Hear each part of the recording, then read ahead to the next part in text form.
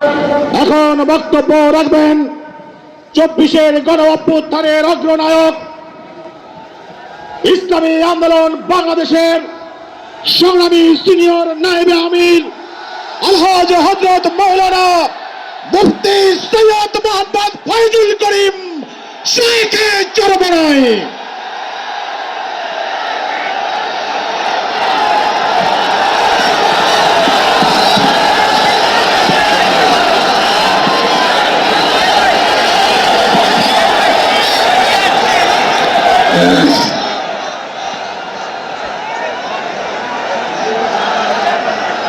আসসালামু আলাইকুম ওয়া রাহমাতুল্লাহি ওয়া বারাকাতুহু।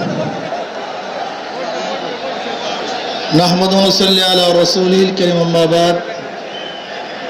ফাআউযু বিল্লাহি মিনাশ শাইতানির রাজীম। বিসমিল্লাহির রাহমানির রাহিম। ইনিল হুকমু ইল্লা লিল্লাহ। সাদাকাল্লাহুল আলিয়্যুল আযীম। সবাই পড়ি সাল্লাল্লাহু আলাইহি ওয়াসাল্লাম। ইসলামী আন্দোলন বাংলাদেশ কর্তৃক আয়োজিত আজকে মহাসমুদ্রের সম্মানিত সভাপতি আমাদের শেরে তাজ হযরত পীর সাহেব হুজুর চরমনাই দামাত বারকাতুহুল আলিয়া, মঞ্চে উপবিষ্ট জাতির শ্রেষ্ঠ সন্তান শ্রদ্ধাভাজন ওলামায়ে কেরাম, ইসলামী দলের নেতৃবৃন্দ, অন্যান্য দলের নেতৃবৃন্দ, সামনে উপবিষ্ট ইসলাম প্রিয় দেশপ্রেমী ভাইয়েরা আমার, আজকে সম্মেলন কেন? আমরা পিআর সিস্টেম নির্বাচন চাই, সংখ্যানুপাতিক হারে নির্বাচন চাই। বিএনপি কেন মানছে না? বিএনপি তো দাবি করেছে আমরা জাতীয় সরকার গঠন করব, এটা বিএনপির দাবি। আর জাতীয় সরকার গঠন করার জন্য সবচেয়ে ভালো পদ্ধতি পিআর সিস্টেম নির্বাচন। জাতীয় সরকার সর্বদলের অংশগ্রহণমূলক সরকার, আর সর্বদলের অংশমূলক সরকার গঠন হতে পারে একমাত্র পিআর সিস্টেম নির্বাচনের ভিত্তিতেই। তাহলে কেন বিএনপি মানছে না? কারণটা কেমন বুঝি না। অবশ্যই বিএনপিকেও পিআর সিস্টেম নির্বাচন মানা উচিত। সংস্কার চাই। বিএনপি বলছে আমরা সরকার গঠন করে ক্ষমতায় গিয়ে সংস্কার করব। প্রথম প্রশ্ন হলো এই, আগামীতে বিএনপি ক্ষমতায় যাবেন, এই গ্যারান্টি আপনি কে দিয়েছে? আপনি কিভাবে ভেবেছেন যারা 91 থেকে 96 পর্যন্ত ফেল করার কারণে 96 ক্ষমতা আসতে পারে নাই, আবার 2001 থেকে 2005 পর্যন্ত দেশ চালাবার কারণে 2008-এও তারা ক্ষমতা আসতে পারে নাই।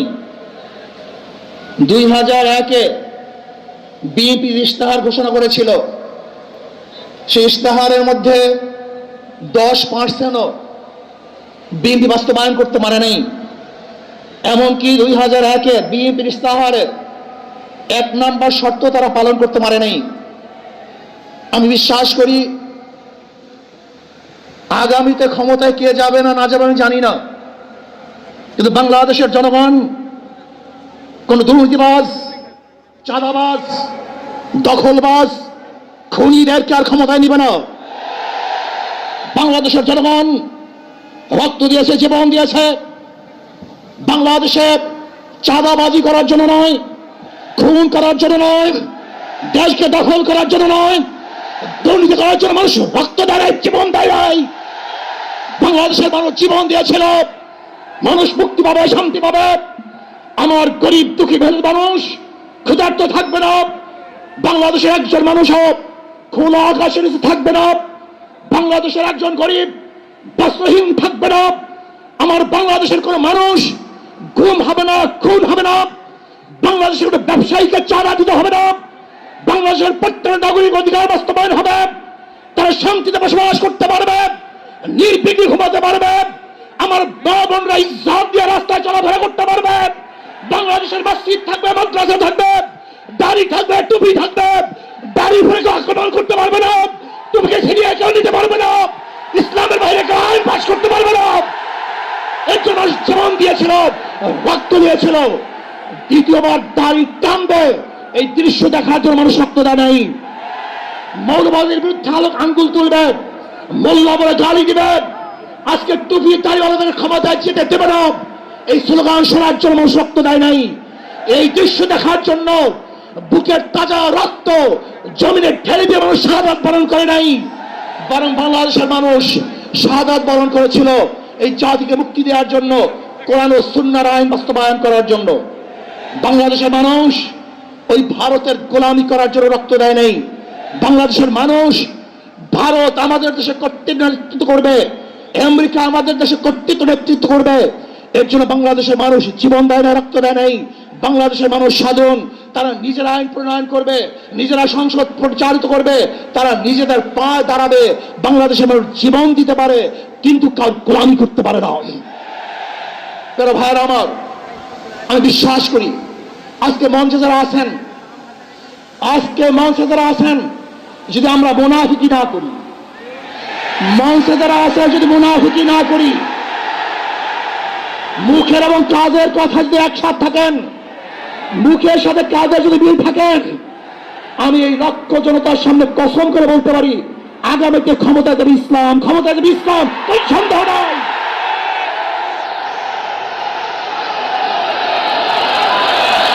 কিন্তু খবরদার যদি মুনাফিকি করি তাহলে এদেশের মানুষ সচেতন হয়েছে, এদেশের মানুষ সব জ্ঞানী হয়ে গেছে।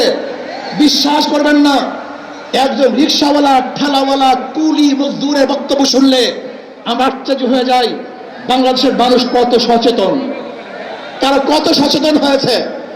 যদি আমরা মুনাফিকি না করি, যদি আমরা ঐক্যবদ্ধ থাকি, বাংলাদেশে একটা বাক্স ইসলামের নামে দিতে পারি। যেরকম আমেরিকা এবং ওই জারস ইসরায়েল ইরানের আক্রমণ করে ভেবেছিল মুহূর্তের মধ্যে নিচ্ছিন্ন করে দিবে, কিন্তু আক্রমণ করার পরে দেখেছে ইরানের গুহার থেকে কোথার থেকে বোম মিজাইল চলে আসছে।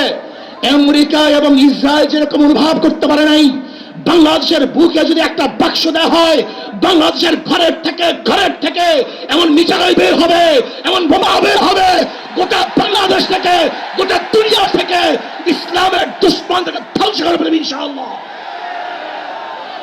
ঐক্য হন, মুনাফিকি করবেন না, একসাথ হন, ঐক্যবদ্ধ হন, এইটা আমার মেসেজ থাকবে।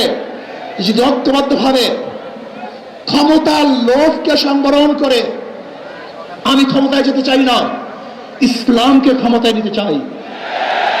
আমি ক্ষমতায় যাইতে চাই না, কোরআন ও সুন্নাহকে ক্ষমতায় নিতে চাই। যিনি আদর্শ লালন করেন, এই নীতি আদর্শ যদি গ্রহণ করেন, ইনশাআল্লাহ নাসরুম মিনাল্লাহি ফাতহুন করিব, অবশ্যই সাবিরিন, সেই দিন আসতেছে। আমি দেখতেছি, মহারাজ আমার চোখের সামনে আমি দেখতেছি, ওই সংসদের মধ্যে কলেমার কথা হবে, কোরআন ও সুন্নাহর কথা হবে, লা ইলাহা ইল্লাল্লাহ উচ্চারিত হবে। গোটা বাংলাদেশের মানুষ শান্তিতে বসবাস করতে পারবে, জুলুম থাকবে না, অত্যাচার থাকবে না, অবিচার থাকবে না। প্রত্যেকটা মানুষের প্রাপ্তি তাদের ঘরে ঘরে পৌঁছানো হবে। আজকে আমার মা বোনেরা মনে করছে ইসলাম ক্ষমতা আসলে আমাদের অবস্থাটা কি হবে। ইসলাম ক্ষমতা আসলে প্রত্যেকটা মা বোনের ন্যায্য অধিকারকে প্রতিষ্ঠিত করা হবে। ইসলাম ক্ষমতা আসলে আগামী 5-10 বছরের মধ্যে সমস্ত গরিবরা দরিদ্র সীমার উপরে চলে যাবে। ইসলাম ক্ষমতা আসলে 28 লক্ষ কোটি টাকা বিদেশে পাচার হবে না, দুর্নীতি থাকবে না, জুলুম থাকবে না, অত্যাচার থাকবে না, নির্বিচার কোন মানুষ আর খুন হবে না, গুম হবে না। ইসলাম ক্ষমতা আসলে শ্রমিকদেরকে তাদের অধিকার আদায়ের জন্য রাস্তায় নামার কোনো প্রয়োজন হবে না। ইসলাম ক্ষমতা আসলে কৃষক, শ্রমিক, মজদুররা তাদের অধিকারকে প্রতিষ্ঠিত করার জন্য ইসলামী সরকার তাদেরকে নিয়ে কমিটি গঠন করে তাদের প্রাপ্তি তাদের কাছে পৌঁছায় দেবে। আসুন ইসলামী হুকুমত কায়েম করার জন্য আমরা চেষ্টা করব। আজকে আমাদের এই জনসভায় যশোর থেকে আমার কিছু ভাই আসার সময় তারা অ্যাক্সিডেন্ট হয়ে শাহাদাত বরণ করেছে। আল্লাহ তাদেরকে জান্নাতুল ফেরদাউস দান করেন। আমার অনেক ভাইয়েরা আহত অবস্থায় আছে, আল্লাহ পাক তাদেরকে সুস্থ করে দেন। আসুন, আজকে জনসমুদ্রে আমরা আসছি, আমাদের টাকা নাই, পয়সা নাই, নিজের পয়সা দিয়ে এসছি, নিজের খানা খেয়েছি। এই জাতিকে, এই দলকে, এই কাফেলাকে গোটা দুনিয়ার কোনো প্রশক্তি পরাজয় করতে পারবে না, থামিয়ে রাখতে পারবে না। অবশ্যই ইনশাআল্লাহ আমরা বিজয় হব। আল্লাহ আমাকে এবং সবাইকে ইসলাম হুকুমাত কায়েম করার তৌফিক দান করেন। আমা আলাইনা ইল্লাল বালাগ। আসসালাম।